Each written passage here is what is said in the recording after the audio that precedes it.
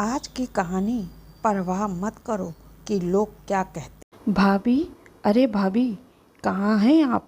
Main gate का दरवाज़ा ज़ोर से खोलते हुए बाहर से तेज आवाज़ में अनिल जी अपनी भाभी को आवाज़ लगाने लगे। अपने चाचा को यूं गुस्से में घर के अंदर आते देख 7 साल का विकास सहम गया और अंदर जाकर अपनी माँ से बोला, माँ, चाचा जी आए हैं, बहुत गुस्से में दिखाई दे रहे हैं। मुझे तो डर लग रहा है माँ उनसे। मैंने तो आज कोई बदमाशी भी नहीं की है, कहीं मुझे डांटने तो नहीं आ रहे हैं। विकास अपनी माँ से यह बोल ही रहा था, तभी वहाँ पर उसके चाचा जी आ जाते हैं और अपनी भाभी से बोलते हैं, वाह भाभी वाह, भैया को गुजरे हुए अभी 2 महीने भी पूरे नहीं हुए और आपकी लाडली बेटी पायल उनका ऑटो भरे बाजार में सवारियां लेकर चला रही है। अरे थोड़ी शर्म करो, घर की जवान बेटी रात के 10 बजे तक ऑटो चला रही है। अरे आपको कोई ऊंच नीच का डर है भी या नहीं? अपने बाप के जाने का गम नहीं है?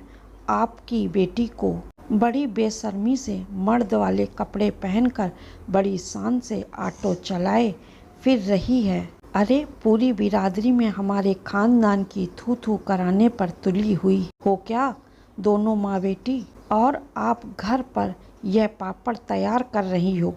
भैया के जाने का गम तो लगता है दोनों माँ बेटी को ही नहीं है। दोनों की दोनों बस लोगों से मिलने जुलने लग गई और अलग अलग काम धंधे करने लग गई। अरे थोड़े दिन तो भैया का गम मना लेते। पूरे रिश्तेदारों में आप दोनों हमारी जग हंसाई करा रही हो। इसी बीच पायल किसी जरूरी काम से घर पर आ गई। उसने अपने चाचा जी की सारी बात सुन ली। पायल ने देखा माँ एक कोने में चुपचाप खड़ी चाचा जी की बातें सुन रही थी। पास में उसका छोटा सा भाई सहमा सा खड़ा था। पायल को देखते ही चाचा जी बोले, अरे आओ बिटिया रानी, बहुत नाम कमा कर आ रही हो हमारे खानदान का। अरे अपने बाप के जाने का गम मना रही हो या ऑटो रिक्शा में अपनी सवारियों को गाने सुना रही हो? अरे तुम्हें शर्म नहीं आती क्या? ऐसे मर्दों के जैसे कपड़े पहन के रात के 10 बजे तक ऑटो चलाती हो? पायल ने अपने चाचा जी को घूरती हुई आंखों से देखा और बोली, अपने पिता के जाने का गम है चाचा जी, पर उस गम से अपने भाई और माँ को खाना नहीं खिला सकती। माँ के किडनी के इलाज के लिए दवाइयाँ चाहिए, विकास की स्कूल फीस चाहिए। माँ अपने सुहाग का और हम दोनों बच्चे अपने पिता के जाने का गम मनाते रहेंगे, उनको याद करते रहेंगे, पर हमारी आर्थिक ज़रूरतों की मदद के लिए कोई भी रिश्तेदार आगे नहीं आएगा। चाचा जी, आप किस मुंह से बात कर रहे हो? पापा के जाने के बाद इन 2 महीनों में आप आज सिर्फ हमको ये खरी खोटी सुनाने आए हो।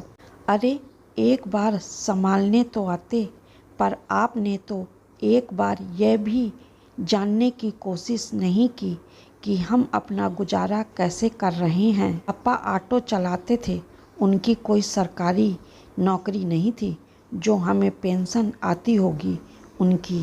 पापा के उस ऑटो से हमारा गुजारा होता था।